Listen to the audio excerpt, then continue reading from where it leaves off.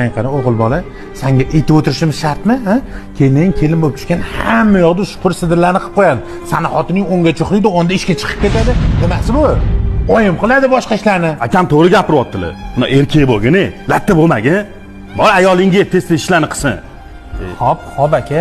Menga qara, jonga tegdi. Ikkita akam ertalabdan beri urushyotibdilar. Ikkita keyin ham ishda bo'lsalar, sar ertalab voqlik turib, ishlarni qilib keyin ishing ketsang bo'lmaydimi?